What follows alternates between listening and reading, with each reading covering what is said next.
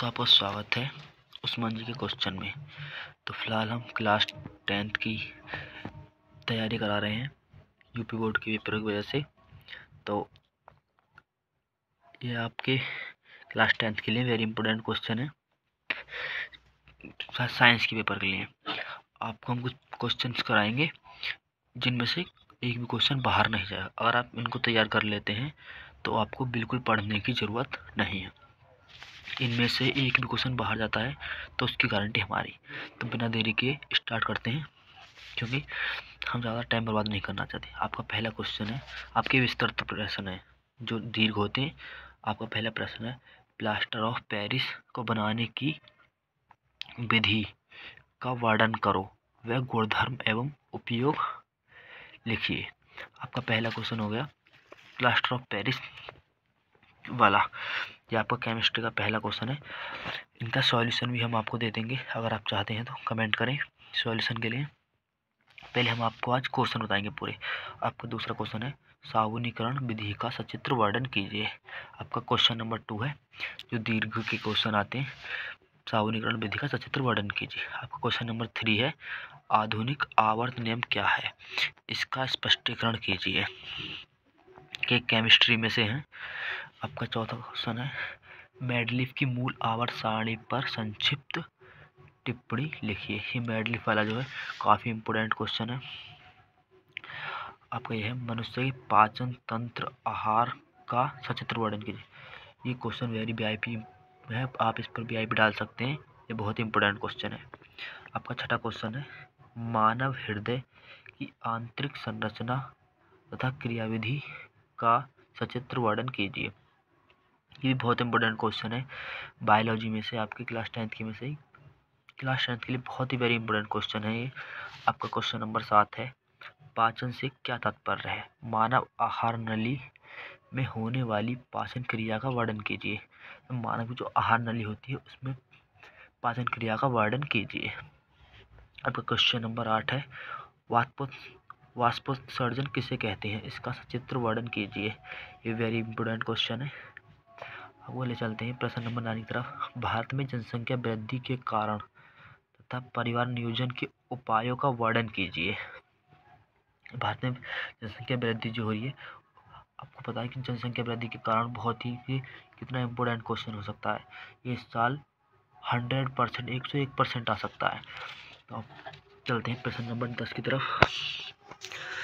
जनसंख्या वृद्धि के कारण होने वाली हानि, जनसंख्या वृद्धि रोकने के लिए किए गए उपायों का वर्णन कीजिए। मतलब जनसंख्या द्वारा जो हमें हानि हो रही है, हमें उनके बारे में बताना है और इसके रोकने के उपाय किस प्रकार किए जा सकते हैं। तो चलते हैं प्रश्न नंबर 11 की तरफ। निषेचन क्या है, निषेचन किसे कहते हैं, इसे समझाइए। ये भी आपका दीर्घ प्रश्न है। ये भी आपका क्वेश्चन नंबर 12 है, कायिक प्रवर्धन या जनन किसे कहते हैं, इसकी विधियों का उदाहरण सहित वर्णन कीजिए। जो कायिक प्रवर्धन है, इसकी विधियों का उदाहरण सहित वो करना है। आपका क्वेश्चन है, मेंडल की आनुवंशिकता के नियमों का उदाहरण सहित वर्णन कीजिए। मेंडल जो है, जिन्होंने मटर के पौधे पर वो किया था। तो चलते हैं क्वेश्चन नंबर 14 की तरफ। जैव विकास क्या है, डार्विन के विचारों का उदाहरण सहित वर्णन कीजिए। ये भी आपका बहुत इंपॉर्टेंट क्वेश्चन है। चलते हैं क्वेश्चन नंबर 15 की तरफ। प्रकाश के परावर्तन से क्या तात्पर्य है, प्रकाश के परावर्तन के नियम चित्र की सहायता से स्पष्ट कीजिए। आपका क्वेश्चन नंबर 16 है, निकट दृष्टि दोष किसे कहते हैं, किरण आरेख द्वारा समझाइए। आपको पता होगा ये क्वेश्चन आपका कितना इंपॉर्टेंट क्वेश्चन है। आपका अगला क्वेश्चन है, दूर दृष्टि दोष किसे कहते हैं, किरण आरेख द्वारा समझाइए। बिल्कुल, यदि आपको ये निकट दृष्टि दोष याद हो जाता है तो आपको दूर दृष्टि दोष आसानी से खुद याद हो जाएगा, क्योंकि ये बिल्कुल इसका उल्टा होता है। अभी हमारे कुछ और प्रश्न है दीर्घ के। आपका दीर्घ का 18वां प्रश्न है, वर्ण विक्षेपण से क्या तात्पर्य है, किरण आरेख द्वारा प्रिज्म से इस श्वेत प्रकाश के विक्षेपण को समझाइए। वर्ण विक्षेपण होता है विबगी और वाला। आपका बहुत आसान प्रश्न है, ये भी तैयार कर लें इसे भी आप। आपका अगला प्रश्न है, एक प्रिज्म में प्रकाश का अपवर्तन किस प्रकार होता है?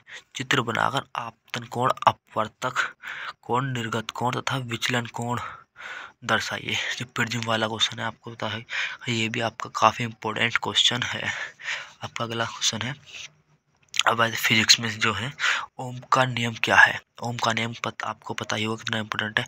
इसके सत्यापन की आवश्यक परिपथ आरेख बनाते हुए धारा व विभव के बीच आरेख दिखाइए।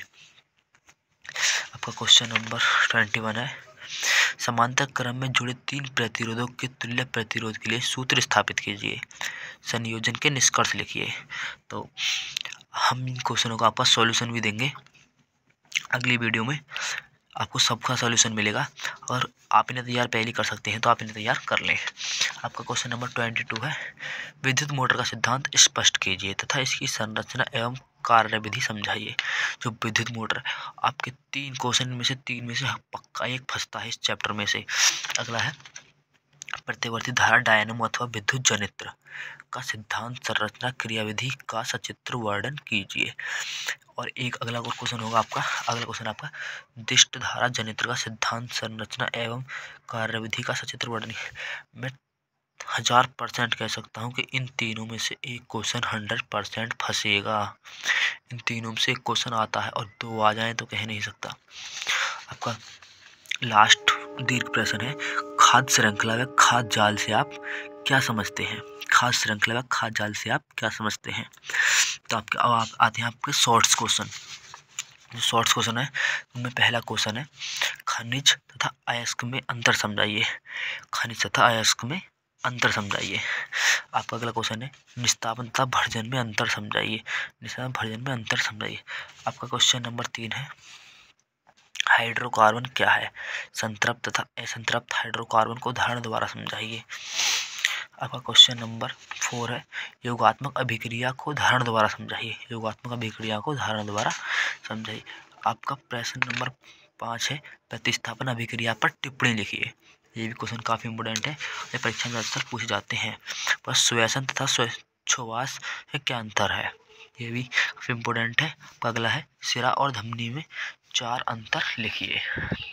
आपका 8वां क्वेश्चन है, परागकण की परिभाषा लिखिए तथा सचित्र वर्णन कीजिए। आपका क्वेश्चन नंबर 9 है, नेत्र की समंजन क्षमता से क्या अभिप्राय है? नेत्र की समंजन क्षमता से क्या अभिप्राय है? आपका क्वेश्चन नंबर 10 है, प्रिज्म से निर्गत प्रकाश में किस रंग की किरण का विचलन कोण सर्वाधिक तथा किसका न्यूनतम होता है? विचलन कोण किसका सर्वाधिक तथा किसका न्यूनतम होता है? आपका क्वेश्चन नंबर 11 है, चुंबकीय क्षेत्र की तीव्रता का मात्रक लिखिए। और 12 है, विद्युत चुंबकीय प्रेरण से क्या तात्पर्य है? आपका 13 है, फ्लेमिंग के दाएं तथा बाएं हाथ का नियम लिखिए। फ्लेमिंग के दाएं तथा बाएं हाथ का नियम लिखिए। आपका 14 है, ऊर्जा के परंपरागत और गैर परंपरागत स्रोतों का वर्णन कीजिए। आपका अगला क्वेश्चन है, अगला लास्ट क्वेश्चन है, शॉर्ट्स का वनों का संरक्षण क्यों आवश्यक है? जो वनों का संरक्षण है वो क्यों आवश्यक है? आपके बातें very short question. Very short question में पहला है, अम्ल तथा क्षार की परिभाषा लिखो। अम्ल तथा क्षार की परिभाषा लिखो। आपका सेकंड क्वेश्चन है, उदासीनीकरण अभिक्रिया क्या है? उदाहरण दीजिए। इसका उदाहरण दीजिए। आपके अब आते हैं, थर्ड क्वेश्चन है, ब्लीचिंग पाउडर का रासायनिक नाम क्या है और तथा इसका अणुसूत्र लिखिए। आपका 4 है, भर्जन तथा प्रैगलन किसे कहते हैं? आपका क्वेश्चन नंबर 5 है, परमाणु क्रमांक 17 वाले तत्व का आवर्त सारणी में स्थिति लिखिए। अब स्वपोषी पोषण क्या है? आपका क्वेश्चन नंबर 7 है, विषमपोषी पोषण क्या है? इसका एक उदाहरण दीजिए। आपका क्वेश्चन नंबर 8 है, पर परागण किसे कहते हैं? बहुत सरल क्वेश्चन है आपके, वेरी शॉर्ट। डीएनए का पूरा नाम क्या है? डीऑक्सीराइबोन्यूक्लिक अम्ल, बहुत ही सरल नाम है। लिंग गुणसूत्र से आप क्या समझते हैं? जीवन की उत्पत्ति से आप क्या समझते हैं?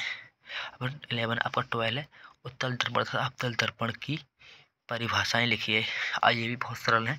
आपका 13 है, स्नेल के अपवर्तन का नियम लिखिए। स्नेल के अपवर्तन का नियम लिखिए। विद्युत धारा एवं विद्युत क्षेत्र की परिभाषा लिखिए। आपके कुछ क्वेश्चन और बचे हैं। अगर आप इनको पूरी तरीके से तैयार कर लेते हैं तो आपको कुछ भी करने की, क्वेश्चन थ्योरी वाले तो एक भी याद करने की ज़रूरत नहीं है। हम अगली वीडियो में आपको न्यूमेरिकल, IUPAC और समीकरण संतुलित करने भी सिखाएंगे। अगर हम बस हमारे चैनल बने रहें, हम आगे आपको बहुत कुछ सिखाएंगे। आपका 15 क्वेश्चन है। विद्युत विभव तथा विद्युत विभवांतर की परिभाषा का मात्रक लिखिए। अब आपका 16 है, विद्युत क्षेत्र की तीव्रता को समझिए। आपका 17 है, विद्युत चुंबकीय प्रेरण की परिभाषा लिखिए। आपका 18 है, ईंधन के 3 ऐसे लक्षण बताइए जो उनकी गुणवत्ता का निर्धारण करते हैं। आपका 19, नाभिकीय संलयन को परिभाषित कीजिए। आपका 20 है, ओजोन परत के कार्य लिखिए। आपका 21 है, प्रदूषण क्या है समझाइए। आपका 22 है, प्राकृतिक संसाधन था संक्षिप्त टिप्पणी। आपका ये बहुत ही, इतने ही क्वेश्चन में आप पूरे थ्योरी वाले क्वेश्चन याद कर सकते हैं। और आपको एक दिन न्यूमेरिकल की, एक दिन समीकरण संतुलित रासायनिक समीकरण की, और एक दिन IUPAC की पूरी वीडियो मिलेंगी। और अगर यदि आप इनके सॉल्यूशन चाहते हो तो हमें कमेंट में करके ज़रूर बताएं। धन्यवाद।